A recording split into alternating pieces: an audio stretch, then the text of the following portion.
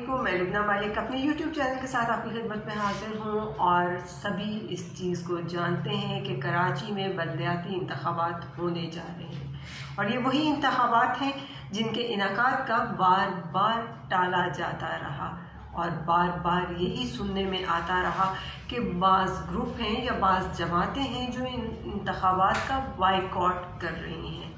वाज़े कर देना बेहतर है कि कराची में कुछ अरसा कबल ही कौमी असम्बली के हल्का 245 के ज़िमनी इंतखाबात हुए, जिनकी काबिल ज़िक्र बात ये थी कि वोटिंग की शरह इंतहाई मायूस कुन रही, यानी कि सिर्फ 12%। बज़ाहिर ऐसा लगता था कि शायद बलदियाती इंतखाबात में भी वोटिंग की शरह कम रहेगी, लेकिन फिर भी बलदियाती इंतखाबात बहुत अहम हैं क्योंकि ख़ासकर गुज़िश्ता बारिशों के बाद जब से शहर की सड़कें, गली कूचे सब के सब टूट फूट गए हैं। शहर गंदगी का ढेर बन चुका है। उनकी दुरुस्तगी के लिए ये बात बहुत ज़रूरी है कि अवाम अपने घरों से बाहर निकले और शहरियों की एक बड़ी तादाद वोट कास्ट करे। और ये बात समझने की है कि जब गली मोहल्लों की सफाई का काम बलदियाती सतह पर ही होना है, हमारे बलदियाती नुमाइंदों ने ही इन तमाम मसाइल को हल करना है और वही इस बात की सलाहियत भी बिलाशुबा रखते हैं। ऐसे में शहरियों को ये बात ज़हन नशीन करना होगी कि ये बलदियाती इंतखाबात उनके घर की दहलीज तक मसाइल को हल करने का एक बेहतरीन और मौसर ज़रिया है, एक बेहतरीन मौका है और इंतखाबात में ही शिरकत करके तमाम शहरी अपने इस शहर को साफ़ सुथरा और फिर से खूबसूरत बनाने में एक अहम तरीन किरदार अदा कर सकते हैं। यही बात एक अहम चीज़ है कि लोग इस मुल्क की सियासत से और सियासतदानों की करप्शन से इस कदर बेजार हो गए हैं कि अब लोगों के अंदर इतनी हिम्मत ही नहीं है, बल्कि वो गवारा ही नहीं करते कि वो घरों से निकलें और वोट डालें, बल्कि बजा तौर पर वो इंतखाबी अमल को एक फजूल और गैर शफ़ाफ अमल जानते हैं कि कोई फ़ायदा नहीं है, हम घर से जितना भी निकलें, हम कुछ भी करें और हम वोट कास्ट करके भी आएंगे तो उसका कम से कम हमारी ज़ात को कोई फ़ायदा नहीं है। ये बात किसी हद तक दुरुस्त भी हो सकती है और यकीनन लोग सियासी शख्सियात की करप्शन से और उनकी सियासी जंग से काफ़ी हद तक बेजार भी हैं, क्योंकि सियासी जंग अब सूरत हाल वो इख्तियार किए हुए है कि तुमने ये गलत कर दिया, तुमने ऐसे कर दिया, तुमने वैसे कर दिया और लोगों का इतना अजीब सिलसिला चल रहा है क्योंकि इस वक्त सूरत हाल जो है वो ये है कि तुम गलत मैं सही, तुम गलत मैं सही वाली चल रही है। किसी को ये नहीं लगता कि मैं गलत हूँ। सब सियासतदान ये समझ रहे हैं कि मेरे से ज़्यादा ठीक तो कोई है ही नहीं, मेरे से ज़्यादा आवाम का वफ़ादार तो कोई हो ही नहीं सकता। लेकिन सूरत हाल बिल्कुल इससे मुख्तलिफ है क्योंकि आवाम का जो वफ़ादार है, आवाम के साथ जो ठीक है, उसके तौर तरीके भी नज़र आते हैं कि वो आवाम के साथ कितना वफ़ादार है। और यही वजह है कि चूँकि अवाम को ये उम्मीद ही नहीं है कि सियासी जमातें मुखलिस होकर अवाम के लिए कोई काम कर सकेंगी, अवाम के मसाइल हल करने की कोशिश कर सकेंगी, लेकिन तस्वीर का दूसरा रुख भी यहाँ पर मौजूद है कि अगर लोग इसी तरह लाताल्लुक़ होकर, पूरी तरह से लाताल्लुक़ी इख्तियार करते हुए घरों में बैठ जाएंगे, वोट कास्ट करने के लिए नहीं निकलेंगे, तो डेफिनेटली गलत किस्म के लोग जो हैं वो मुंतखब होंगे और वो इक़्तिदार में आ जाएंगे और अवाम के वोट ऐसे लोगों को इक़्तिदार में आने से रोकने के लिए ना सही, लेकिन कम अज़ कम उनको पूरी तरह से इस हवाले से हटाने में एक अहम किरदार अदा कर सकते हैं। क्योंकि अगर लोग नहीं निकलेंगे तो डेफिनेटली गलत लोग ही सामने आएंगे और गलत लोगों के सामने आने की सूरत में सब कुछ गलत हो जाएगा। अब इस वक्त सोचने की बात यह है कि बलदियाती इंतखाबात में वोट डालने के लिए ये कैसे तय किया जाए कि कौन सही है और कौन गलत, कौन सा उम्मीदवार हमारे इलाके के तमाम तर मसाइल को बेहतर अंदाज में हल कर सकता है और कौन सा उम्मीदवार ऐसा है जिसको सामने लेके आने की सूरत में, जिसको इलेक्ट करने की सूरत में वो हमारे लिए किसी कीमत पे काबिले कबूल नहीं है, क्योंकि उसने कोई काम नहीं करना। यहाँ पर ये याद रखना ज़रूरी है कि बल्दियाती हलकों के लिए अब पहले के मुकाबले में फ़ंड्स भी कम मिलते हैं और वसाइल भी डेफिनेटली पहले की निस्बत बहुत कम है। लेकिन अगर कोई उम्मीदवार साहिब किरदार हो, ये एक बहुत अहम पॉइंट है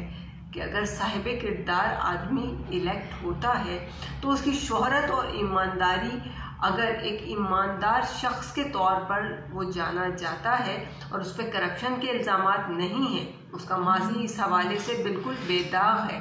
तो वो वजह तौर पर कम फंड्स में और कम वसाइल के बावजूद अपने इलाके के तमाम तर मसाइल को बेहतर अंदाज में हल कर सकता है। और इसी तरह वोट देने वाले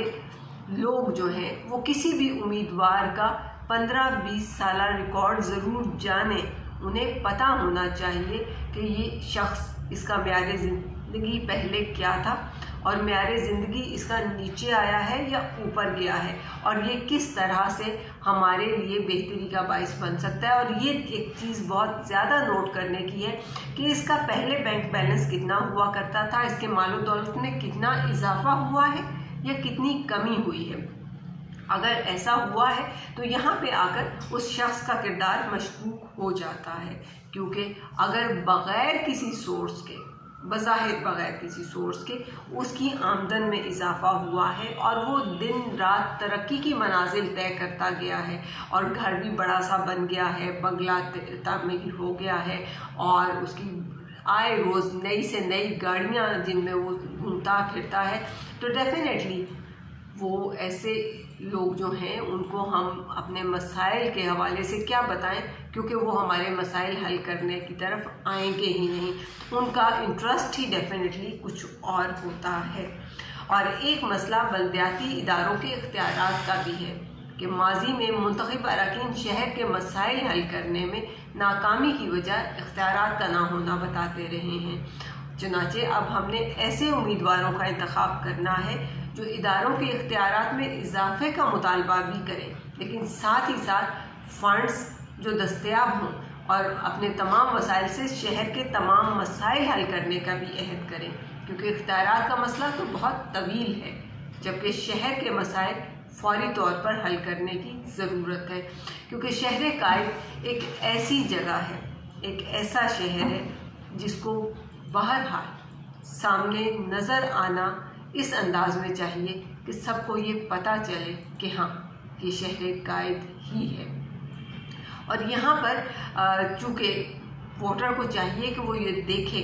कि वो कौन सी जमात और कौन से उम्मीदवार को वोट देने जा रहा है, वो उम्मीदवार बाकिरदार कितना है और अपने दस्तयाब वसाइल और इख्तियारात को किस तरह से इस्तेमाल करता आया है अब तक, और क्या अज़्म रखता है, क्या दावे कर रहा है। और इस वक्त डेफिनेटली कराची को ऐसे नुमाइंदों की ज़रूरत है जो सिर्फ ये कहकर अपने हाथ खड़े ना कर लें कि हमारे पास इख्तियारात नहीं हैं, हमारे पास फ़ंड्स नहीं हैं, बल्कि जमकर खड़े हो जाएं और अपने काम के लिए गलियों महल्लों में निकल जाएं और बेहतर अंदाज में काम कर सकें। और सबसे मुश्किल सूरत हाल जो है वो एक वोटर की ये होती है कि वो वोट के लिए किस उम्मीदवार का इंतखाब करें। इसके लिए आपको सबसे पहले जमात का जायज़ा लेना होगा कि उम्मीदवार है किस जमात से, फिर उस बंदे का शख्सी जायज़ा लेना बहुत ज़रूरी है ताकि ये पता चले कि इस बंदे की शख्सियत किस अंदाज में सामने आ रही है। और अब तक की होने वाली सूरत हाल में कराची के हवाले से जो जमातें और जो उम्मीदवार मंजर आम पर आए हैं और जिन्होंने अवाम में वज़ीराई हासिल की है, उनमें जमात इस्लामी भी एक अहम किरदार अदा करती नज़र आती है, जिसकी वजह ये है कि उनका करप्शन से पाक चेहरा है, बेदाग हैं वो लोग, और